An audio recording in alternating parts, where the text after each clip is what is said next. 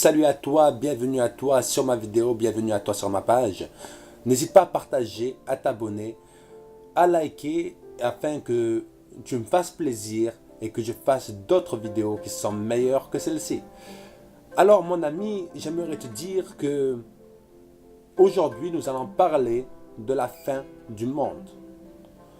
De la fin du monde, vous savez, Dieu nous a laissé tellement de signes, Dieu nous a laissé tellement de choses qui prouvent que la fin du monde est très proche. J'ai déjà fait une vidéo par rapport à cela. Et là, c'est la deuxième vidéo. Il y aura une série ainsi de vidéos sur la fin du monde parce qu'on arrive vraiment à la fin, mes amis.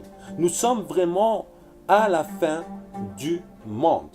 Peut-être qu'on ne le voit pas, mais en tous les cas, Jésus-Christ est à la porte et il va bientôt revenir. Je me rappelle de cette histoire qui m'a été racontée il y a quelques temps de cela, où en Allemagne, une femme était en train de conduire et cette femme ne prenait pas d'autostoppeur en général. Et puis, vient le jour où elle conduisait et elle voyait un homme bien habillé. Elle s'est dit, bon, je vais le prendre. Cet homme-là rentre dans la voiture, se met à l'arrière de la voiture et puis ne dit pas la destination, mais il dit une chose. Les trompettes sont à la bouche. Et la dame, n'ayant pas compris, elle lui dit non, monsieur, où allez-vous? Je ne comprends pas ce que vous racontez. Le monsieur lui répète, les trompettes sont à la bouche. Encore, elle lui dit la même chose. Et puis, il lui répète aussi la même chose. La dame arrête la voiture pour maintenant regarder le monsieur et lui dire, bon monsieur, dites-moi où vous allez parce que moi, je vais dans telle destination. Si vous n'allez pas dans telle destination, alors vous descendez.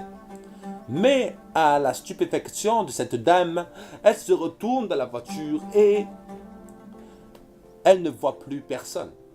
Cette dame sort de la voiture traumatisée, se met devant le capot de sa voiture et commence à réfléchir. Non mais qu'est-ce qui se passe? Comment? Qu'est-ce qu'il veut dire? Pourquoi elle a disparu? Etc.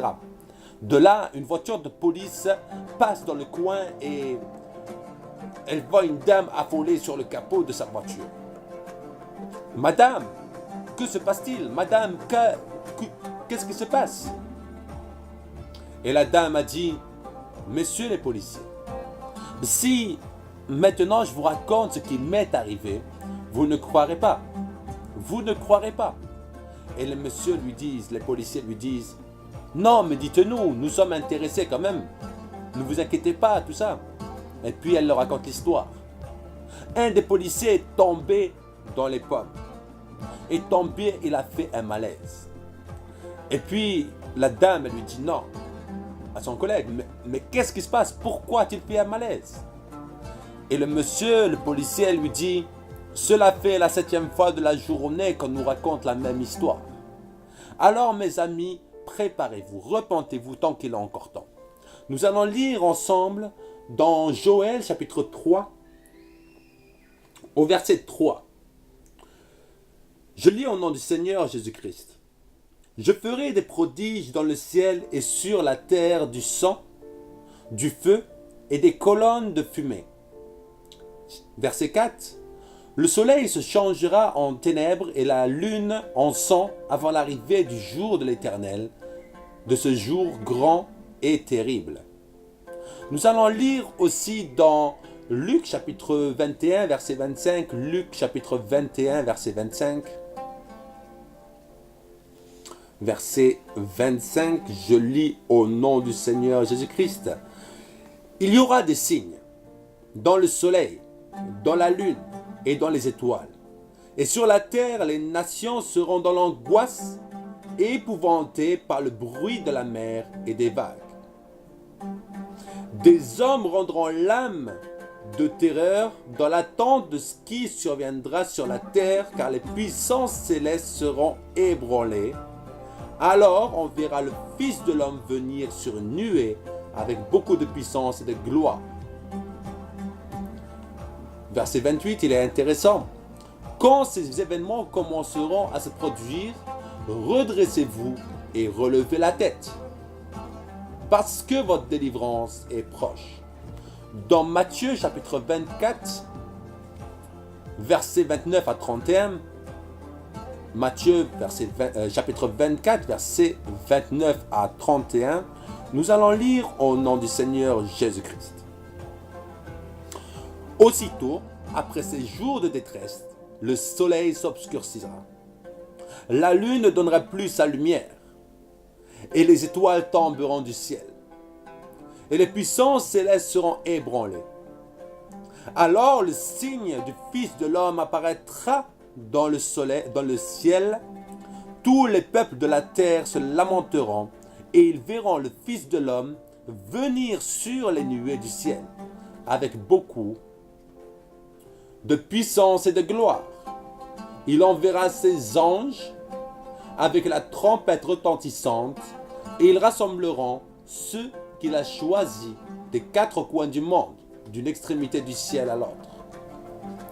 Nous allons lire encore dans Apocalypse chapitre 6, versets 12 à 13. Apocalypse chapitre 6, verset 12 à 13, nous allons lire ce dernier verset et puis nous allons parler des choses vraiment, ce qui se produit déjà maintenant dans les ciels, dans les nuages, dans les océans,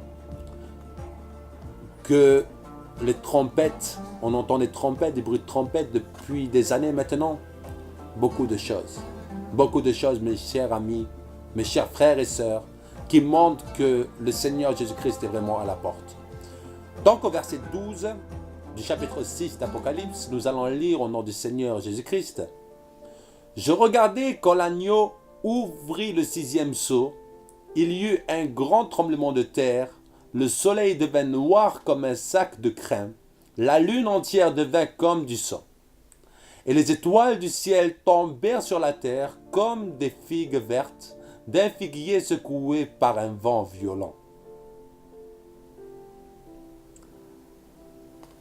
Ici, nous voyons qu'il y aura de nombreux signes dans le ciel.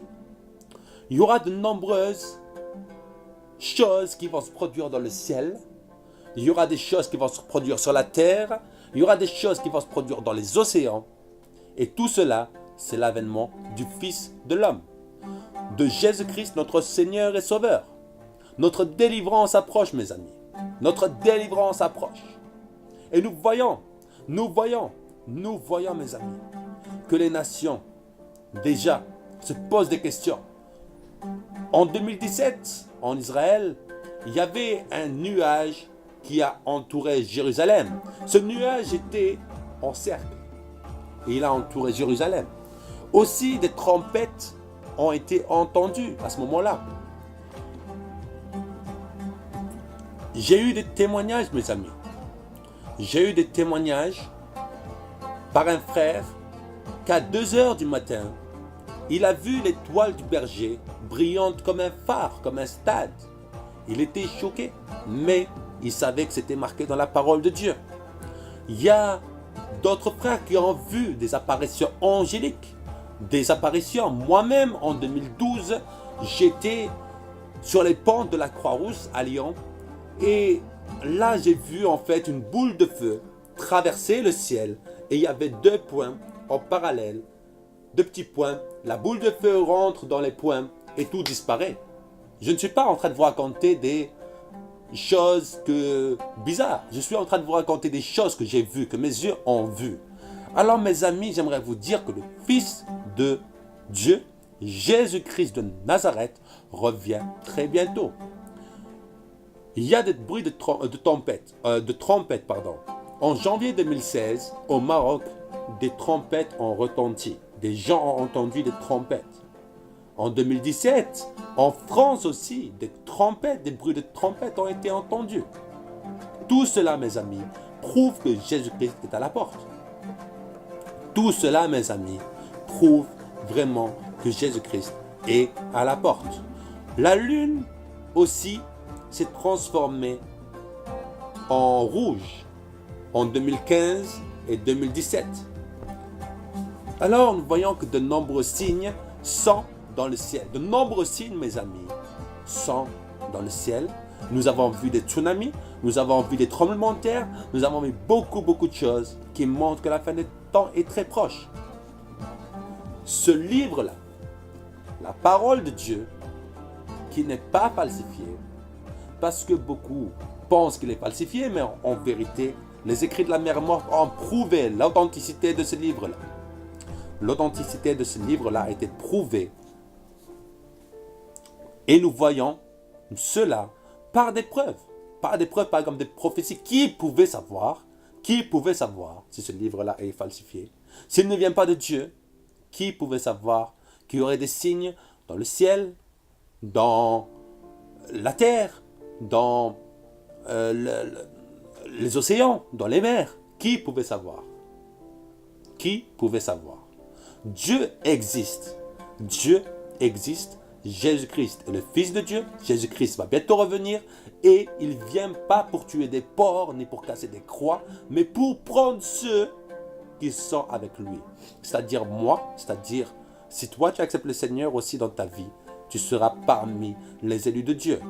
Mais la Bible aussi nous parle qu'il faut respecter les commandements de Dieu. Exode 20. Et avoir la foi en Jésus-Christ. Parce que certains de nos jours laissent les commandements de Dieu et disent qu'ils sont sous le temps de la grâce. Mais j'aimerais vous dire que le temps de la grâce, c'est pas s'amuser avec Dieu. Jésus-Christ ne s'est pas amusé avec le Père. Le Saint-Esprit ne s'amuse pas avec le Père.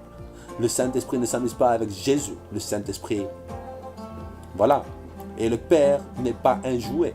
Le Père, mes amis, lorsqu'il a donné les commandements qu'il a écrits de sa main, c'est éternel.